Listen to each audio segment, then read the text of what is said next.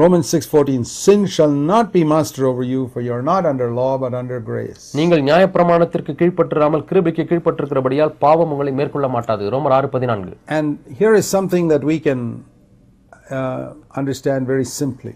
இங்கே நாம் எளிமையாக ஒன்றை விளங்கிக் கொள்ள முடியும்.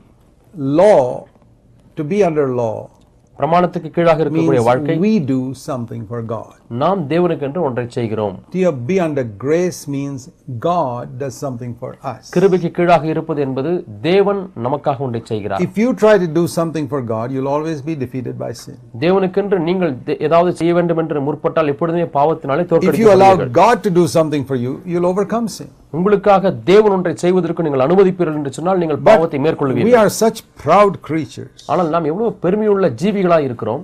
We want to do something for God. எப்பொழுதுமே நாம் தான் தேவனுக்கு ஒன்றை செய்ய வேண்டும் என்று எண்ணுகிறோம். Sounds very spiritual. ஆவிக்குரிய காரியத்தை போல தோன்றலாம். But we have to first let God do something for us. ஆனால் முதலாவதாக தேவன் நம்மிலே ஒரு கிரியையை செய்ய அனுமதிக்க வேண்டும். That is grace. அதுதான் கிருபை.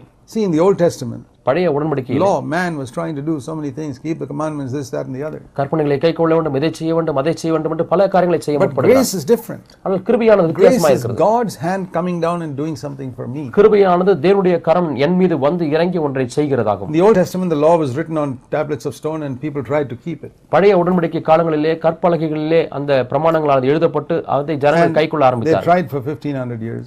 1500 ஆண்டுகளாக அதை பயிற்சிக்க முயற்சித்தார்கள். Not one person could keep it. ஒருவன் கூட அதை கைக்கொள்ள முடியவில்லை. And God said, have you learned a lesson? இதிலே பாடத்தை கற்றுக்கொண்டாய் என்று ஆண்டவர் கேட்கிறார். No, man hasn't learned a lesson. They still want to try.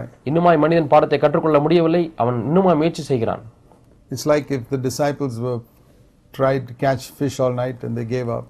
Ram முழுவதும் அவர்கள் மீன் பிடிக்க முயற்சிக்கிறார்கள், ஒன்றும் அகப்படவில்லை, விட்டுவிடுவதும் நிலைக்கு வருகிறார்கள். They finally let the Lord do something for them. கடைசியாக ஆண்டவர் நீரே ஏதாவது செய்யும் என்று விட்டுவிட்டார்கள். And the same here.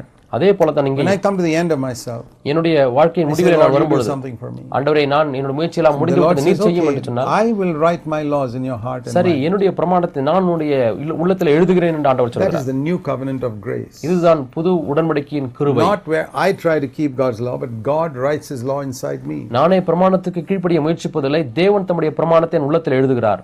We can sum up the law and grace in these two phrases. நாம் இந்த கிருபையையும் பிரமாணத்தையும் இந்த ஒரே வாக்கியத்திலே சுருங்க சொல்லலாம். When you have time, compare Exodus 20 with Hebrews 8. உங்களுக்கு நேரம் இருக்குமேயானால் யாத்திராகமம் 20ஆம் அதிகாரத்தை எபிரேயர் 8ஆம் அதிகாரத்தோடு கூட நீங்கள் ஒப்பிட்டு படித்து பாருங்கள். Exodus 20 is the 10 commandments. யாத்திராகமம் 20ஆம் அதிகாரம் 10 கற்பனைகள். Thou shalt, thou shalt not, thou shalt, thou shalt not, thou shalt, thou shalt not. நீ இதை செய், நீ இதை செய்யாதிருப்பாயாக, இதை செய்வாயாக, செய்யாதிருப்பாயாக.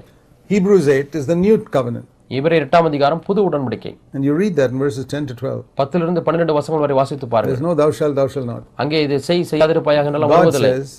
தேவன் சொல்கிறார், I will, I will, I will, I will, I will. நான் இதை செய்வேன், நான் இதை செய்வேன் என்று சொல்கிறார். If you understand the difference between these two, you understood the difference between law and grace. இந்த இரண்டிற்கும் உள்ள வித்தியாசத்தை நீங்கள் கண்டுபிடித்தீர்கள் என்று சொன்னால் பிரமாணத்துக்கும் கிருபைக்கும் வித்தியாசத்தை அறிந்துவிட்டீர்கள். Waiting before God and saying, God, write your laws in my heart and mind. நான் ஆண்டவருடைய சமூகத்திலே காத்திருந்து ஆண்டவரே உம்முடைய பிரமாணத்தின் உள்ளத்தில் எழுதும் என்று கேட்கிறது போல. I can't do it, Lord. I tried long enough to obey you. I can't do it. ஆண்டவரே எவ்வளவு நாட்களாக நான் முயற்சித்து பார்த்து விட்டேன், என்னால முடியவில்லை என்று சொல்கிறார். I have tried for years to overcome anger. I can't do it. கோபத்தை மேற்கொள்வதற்கு வருஷக்கணக்காக நான் முயற்சி செய்து பார்த்து விட்டேன். I have tried for years to overcome lust. Can't do it. இச்சை மேற்கொள்வதற்கு வருடக்கணக்காக முயற்சி செய்து பார்த்து விட்டேன். Do it in me, Lord. ஆண்டவர் என்னிலே கிரியை செய்யும் ஆண்டவரே. He'll do it. அவர் செய்வார். He'll give us the nature of Christ. அவர் கிறிஸ்துவினுடைய தன்மையை நமக்கு தருவார். That I never want to look at anything that Jesus wouldn't look at. இயேசு எந்த காரியத்தை பார்க்க மாட்டாரோ அதை நானும் பார்க்க மாட்டேன். I will never say anything that Jesus wouldn't say. இயேசு சொல்லாத காரியத்தை நானும் சொல்ல மாட்டேன். That I will never do anything that Jesus wouldn't do. இயேசு எதை செய்ய மாட்டாரோ அதை நானும் செய்ய மாட்டேன். And that I will do things that Jesus would do. இயேசு எதை செய்வாரோ அதை நானும் செய்வேன். And I will say things that Jesus would say.